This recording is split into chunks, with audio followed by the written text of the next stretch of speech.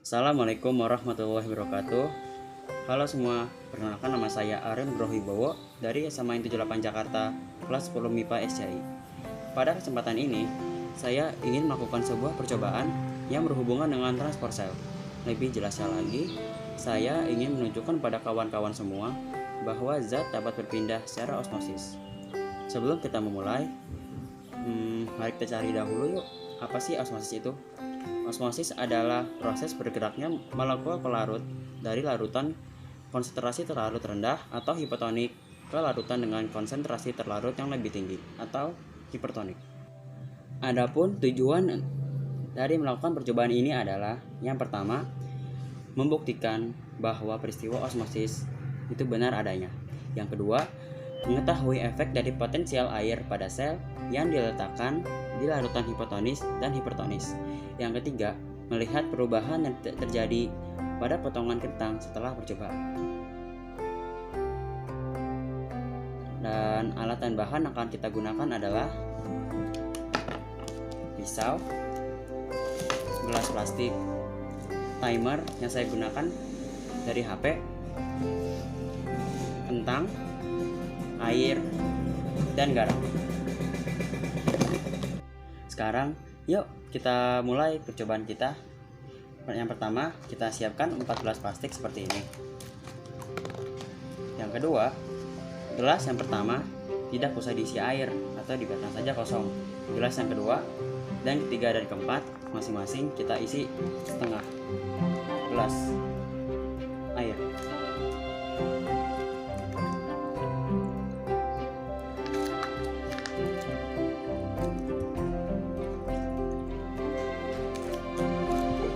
Seperti ini ya. Lalu langkah selanjutnya adalah kita potong kentang kira-kira kurang lebih ukurannya sama.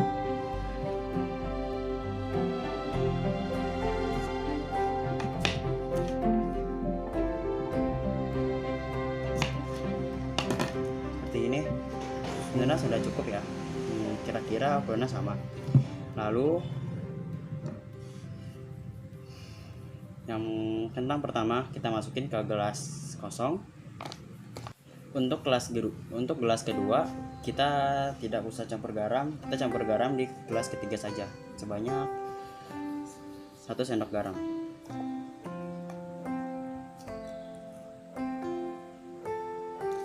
Setelah itu kita aduk rata.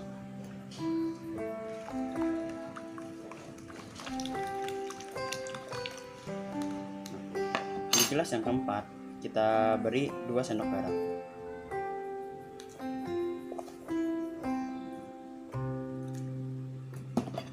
Aduk lagi.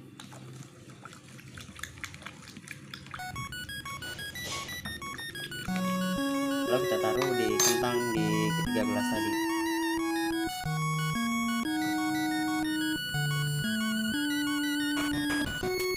Selanjutnya kita tunggu selama 30 menit. Saya menggunakan timer di sini 30 menit ya. Ya, ini kentangnya udah direndam cukup lama ya. Sekarang kita amati perubahannya. Untuk kentang yang tidak direndam ke air tentunya tidak ada perubahan ya, karena dia tidak mengalami osmosis. Untuk kentang yang direndam pada air tanpa garam, ini teksturnya menjadi lebih keras. Coba kita amati di kentang yang kita rendam di air dengan sedikit garam. Ini teksturnya menjadi agak lunak ya, agak lembek. Coba kita lihat tekstur di kentang yang gelas 4. Nah, di gelas 4 nih, di kentang yang direndam pada air dengan garamnya banyak, ini dia lembek banget nih. Dari sini kita bisa tahu semakin tinggi konsentrasi garamnya, maka kan perubahan teksturnya akan menjadi semakin lembek. Nah, sekarang kita lihat dari volumenya.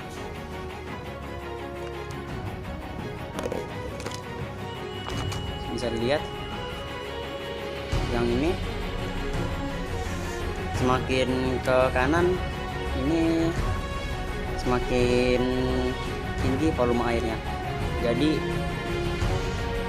dari sini bisa disimpulkan juga semakin banyak semakin tinggi konsentrasi garamnya, maka volume airnya pun akan semakin banyak pula. Yang ini juga tanpa garam, dan dia semakin berkurang volume airnya. Sekarang kita akan mengamati ukuran dari masing-masing kentang yang telah kita rendam tadi. Saya akan menggunakan kentang yang kita direndam sebagai patokannya.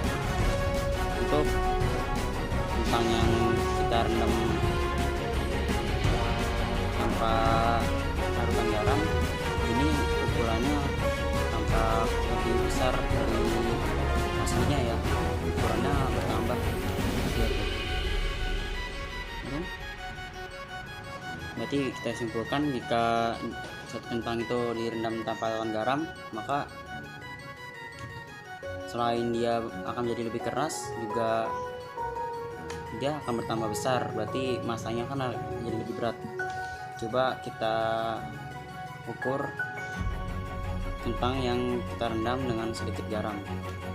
Di sini dia agak mengkerut ya, terus dia juga agak lembut juga. Coba kita ukur. Jika kita ukur juga nggak jauh beda, tapi lebih besar ukuran aslinya. Ini yang aslinya, dia kan ada celah di sini.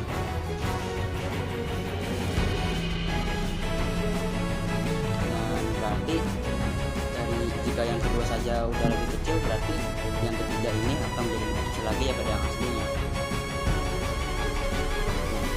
Kan ini untuk aslinya, ini sudah tadi kita rendam dengan larutan garam yang tinggi. Lantas bagaimana sih ketika perubahan tersebut bisa terjadi? Ketika perubahan tersebut bisa terjadi jika diakibatkan karena adanya peristiwa osmosis yang dialami kentang tersebut, di mana zat pelarut atau dalam hal ini air akan berpindah dari larutan dengan konsentrasi yang lebih rendah atau hipotonik ke larutan dengan konsentrasi yang lebih tinggi atau hipertonik. Contohnya saja kentang ini. Kentang ini saya rendam pada larutan garam yang dimana kentang ini hipotonik terhadap larutan garam tersebut, sehingga air-air yang berada dalam sel kentang ini bergerak atau berpindah keluar dari kentang ke lingkungan luarnya, sehingga mengakibatkan kentang tersebut menjadi lebih lembek dan mengalami pengurangan massa. Hal sebaliknya berlaku pada kentang ini yang saya rendam pada air tanpa garam. Di sini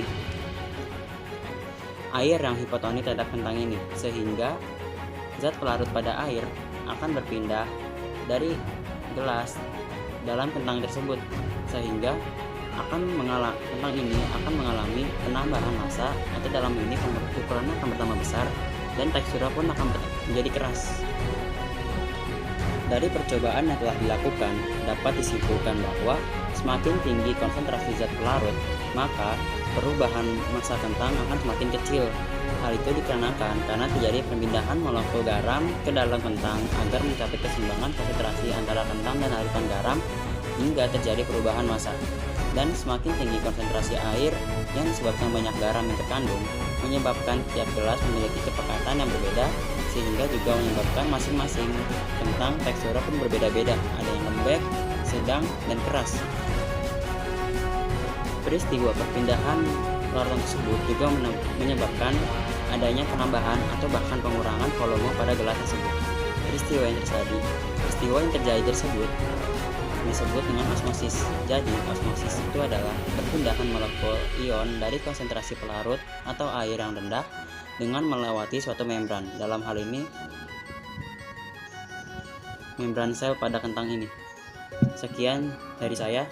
Wassalamualaikum warahmatullahi wabarakatuh.